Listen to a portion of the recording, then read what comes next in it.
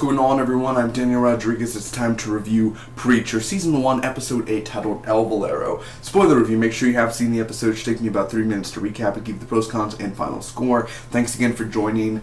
Man, another great episode. Like, every episode, they've never... Like, Preacher has never done an episode where it's like, oh, that was okay. Like, they've always done, like, wacky shit. They've always done good acting or great writing. And let me tell you, this episode was probably the most weirdest, mind-boggling episode for Preacher yet. I'm super excited. We only have 2 more episodes left, and that's it. And then Season 2 will be in 2017. It'll be 13 episodes, so I'm very excited for that. So, Preacher's awesome. By the way, today, I'm going to do the review tomorrow, but I just saw the movie The Infiltrator, which is Bryan Cranston's new movie, and Cassidy's in it. Cassidy's in it from Preacher, and he looks very different. You know, he has the beard and the hair, and I mean more just dark hair, and he has this voice. And I've seen him in other movies. The guy who plays Cassidy, Joseph Gillen or something.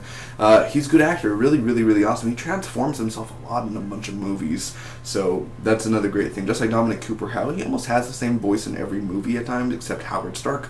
They change their look, and I like how they change their look, and you know they transform into something else. Anyway, on to Preacher. El Valero. First off, Odin's family dies, which was a very depressing opening because they're like, oh man, like they're on this snowboarding trip and they're all having fun, and then all of a sudden, pew, like they fall to their death basically, which there's no explanation on why that happened. I guess some freak accident.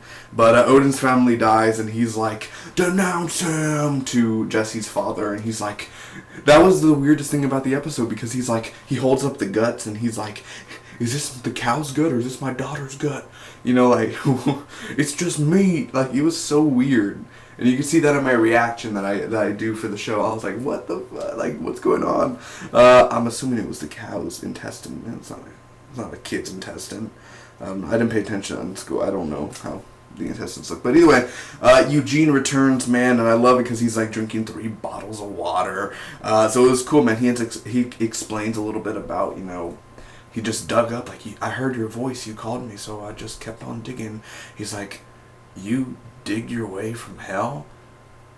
It's not that far. Like, I was like, oh wow, it's not that far down, man. I guess it's just like, you know, put up on that Creed, just get the Creed disc and play the greatest hits, man.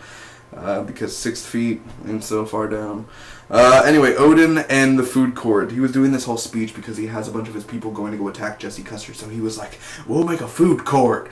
And he was like, food court? And he's like, what the hell's a food court? You know, it's so very stupid. Anyway, Eugene is not really there. He's kind of a ghost. Like, he is still in hell, but he's kind of like there appearing to Jesse, so only Jesse could see him.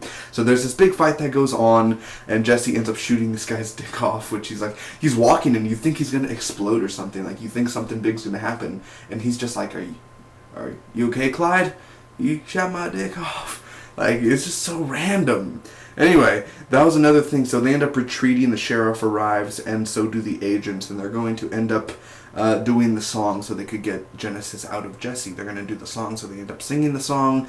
Tulip has this dog. Only Jesse could see Eugene, like I said. So what Odin is doing is legal. That's what they've been saying the whole episode. Like the mayor, he's like, well, what Odin is doing is legal. So I don't see how going up to a church and shooting is legal. But alright, I guess in Anvil it works. So, holy land, my ass. Odin always talking to the sheriff, and the sheriff is like, this is holy land, my ass. All this is just wood, painted wood, just a building. That's basically it. So they end up singing, and the Genesis ends up going into the coffee, but it's a coffee can. It's a coffee can, so it escapes. That's what I was thinking. I was like, if it's in a coffee can, can't it just escape? And it did escape, and it went back to Jesse, so it likes Jesse.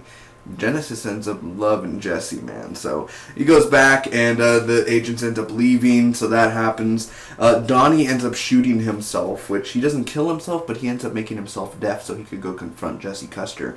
That was so weird because, you know, you have a hot wife and everything. You're into the wacky BDSM and all that. Like, you're looking and she's waving, and you're like, hi. And then, like, you're looking like a loser, you're dressed up in Civil War shit and all that, and then you go, and you think you're gonna, I thought he was gonna decapitate himself with a trunk or something, but no, he puts the gun, and I'm like, oh shit. Like, I don't like Donnie, but then I was like, oh no, Donnie, don't do that. He didn't kill himself. I was kind of disappointed. I was at the end, I was like, shit, he's alive still. That would have been more messed up if he would have just killed himself. Like, fuck it, I can't do this. You know, whatever, I have a kid, but who cares? Just end it, you know? But he made himself deaf, and that's even more stupid. You might as well die. Like, if, you know, you made yourself deaf, so what's the point? Either way.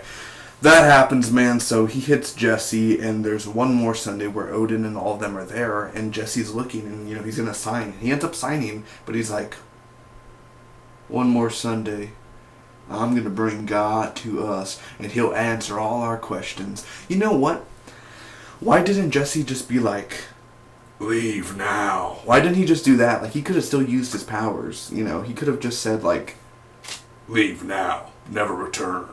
You know, he could have just said something like that, and then, well, Donnie would have been like, oh, he used it, you guys see? And they're just, like, walking away, and he's like, guys, like, you know, he could have done something like that, but still. That may just be me. Oh, anyway, Jesse's arrested. Tulip feeds the dog to Cassidy.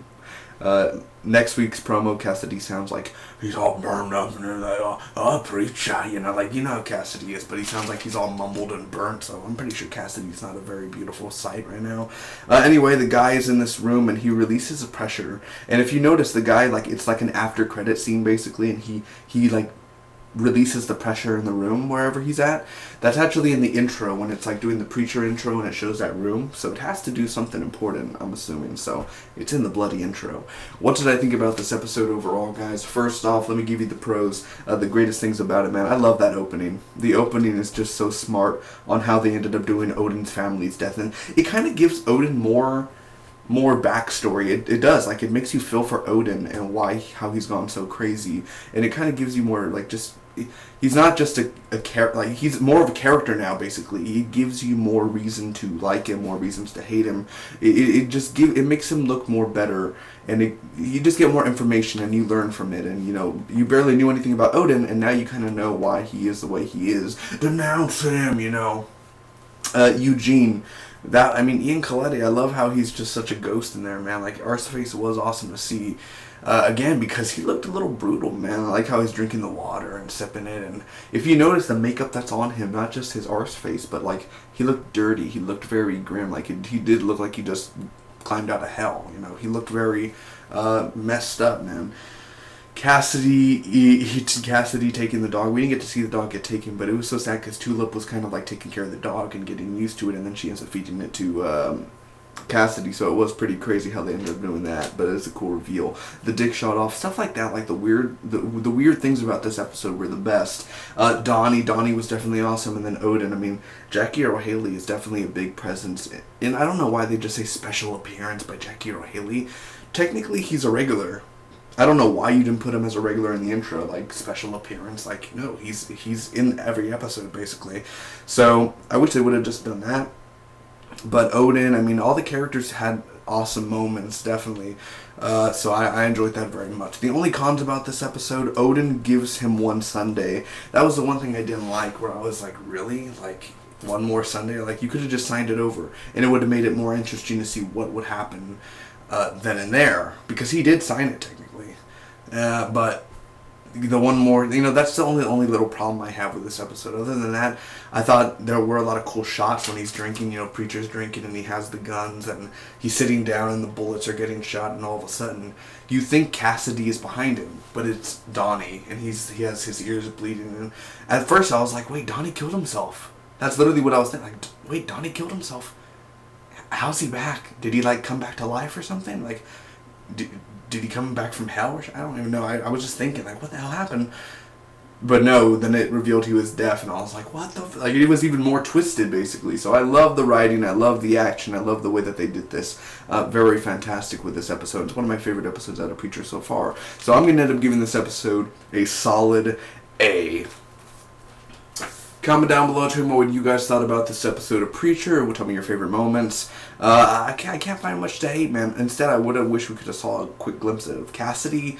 Other than that, it was very fun, very entertaining, very rich. And I love it. I love it. It's so original, and I love the way that Eugene comes back. And it's almost where we finally get to see Jesse Custer the way Jesse Custer originally was. Like, he's not like, God damn it, Eugene. He's literally like, I'm sorry, Eugene. Like, he literally just, he's not that mean Jesse no more. Like, he's finally speaking from the heart, and he was gonna apologize, like, all of that. So it definitely, I was more happy to see that. Thanks again. Make sure to leave a like if you enjoyed this review, and if you want to share this video, I'd really appreciate it. If you want to see more content, hit that subscribe button. Until next time, bye-bye.